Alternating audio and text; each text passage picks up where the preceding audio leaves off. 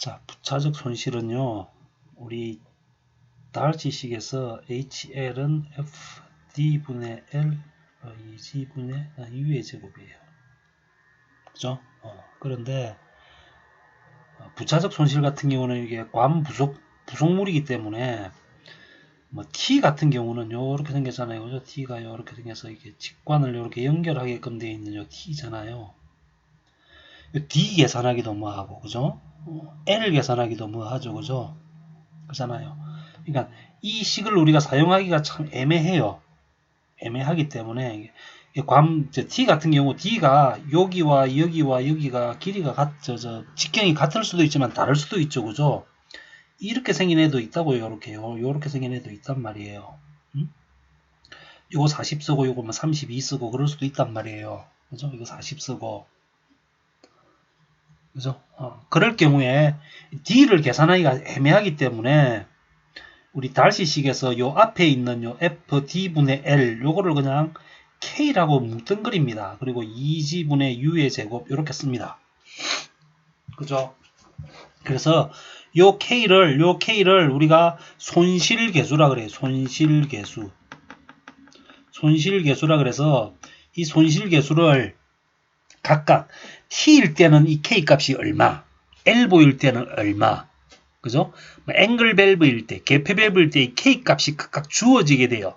실질적으로 실험을 통해 가지고 이 K 값이 직관으로 우리가 계산했을 때 이 K 값이 얼마 정도 나오는가, 손실이 얼마인가, 그죠?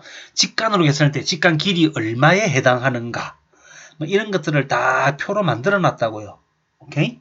그래서 부차적 손실 수도는 우리가 달시식에서 앞에 있는 FD분의 L을 우리가 뭘로 그냥 통틀어서 만든다? 그냥 K라고 이야기를 해요. 그리고 K를 우리가 손실계수라 그럽니다. 되죠? 그래서 엘보나 T나 밸브 같은 경우는 이거 계산하기가 쉽지가 않아요. 쉽지가 않은데 뭐는 계산하기가 편하냐면은 돌연 확대나 돌연 축소 손실 같은 경우는 시험에 간혹가다 나오는데요. 이 식 유도하라고는 나오진 않습니다. 식 유도하라고는 나오진 않는데 보세요.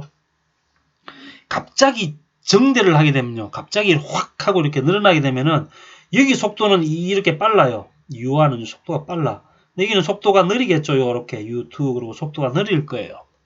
느리기 때문에 이게 어떻게 나타내냐면은 HL은 K 곱하기 2G분의 U의 제곱인데 요 좁은 쪽의 속도를 여기다 집어넣습니다.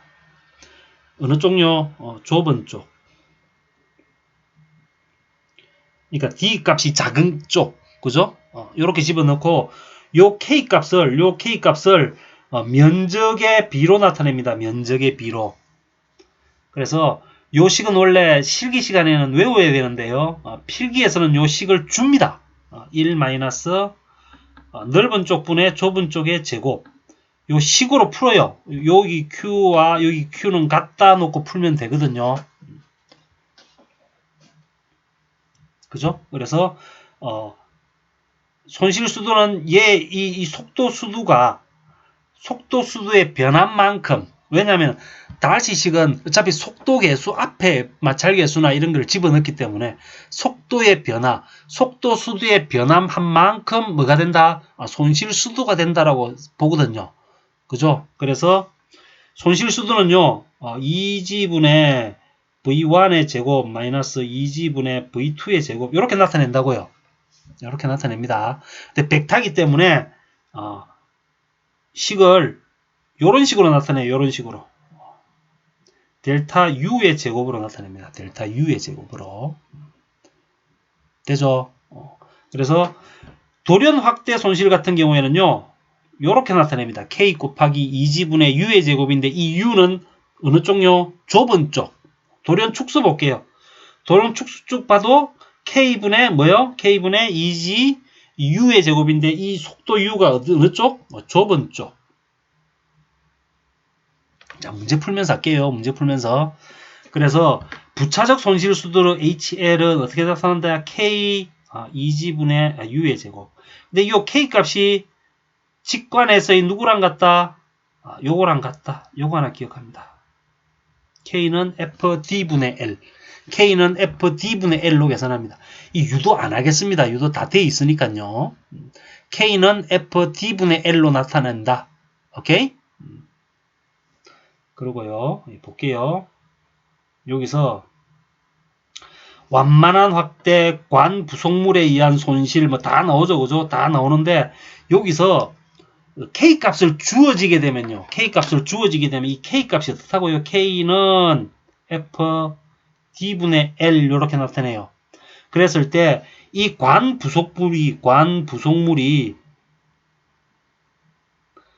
부속물을 뭘로 대체했을 때 직관으로 이 관 부속물의 마찰 손실 수두가 얼마가 나왔다라고 하면은 그걸 직관으로 환산했을 때, 뭘 했을 때요? 직관으로 환산했을 때 그 직관의 길이로 나타냅니다.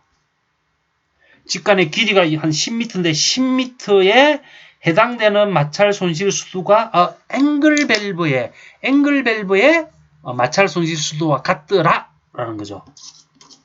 그 길이를 우리가 무슨 길이라 그러냐면 상당 길이라 그럽니다. 상당 길이. 뭐라 그런다고요? 상당 길이. 자, 상당 길이는 보세요. 되게 중요한 이야기입니다. 유체가 관 부속물을 흐를 때 발생하는 마찰 손실과 같은 크기의 마찰 손실을 갖는 동일 구경의 직간의 길이입니다. 그걸 뭐라 그런다고요? 상당 길이라 그런다. 그걸 뭐라 그런다? 상당 길이라 그런다. 이 상당 길이는 보세요. K는 FD분의 L 이렇게 나타냈잖아요. 그러면 K는 D분의 FL이고요. FL은 KD가 되고요. 그죠? 그럼 요때의 L. 요 L이 뭔데요? 요 L은 뭔데요? 직관의 길이죠? 직관의 길이 아니에요. 그죠? 직관의 길이니까 직관의 길이로 대체한다고요. 그 직관의 길이는 K분의 아니죠. FL은 KD니까 L은 요 L은 넘기면 F분의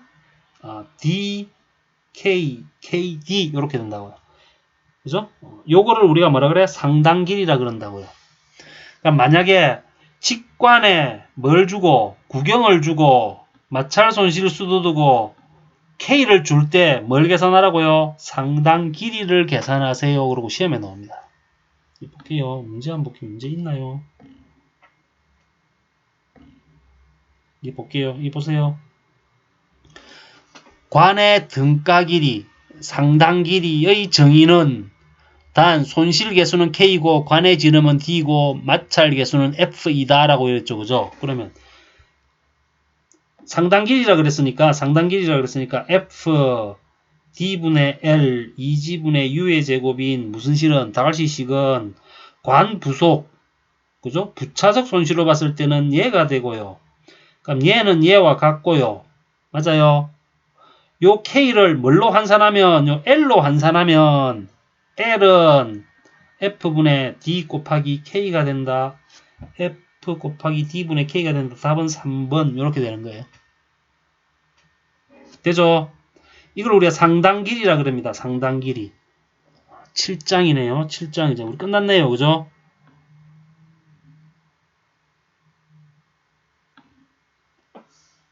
이걸 우리 상당 길이라 그럽니다. 상당 길이. 상당 길이라 그래서 요렇게 나타낼 수가 있다라는 거 아시고요. 오늘은 빨리 끝나네요. 그죠?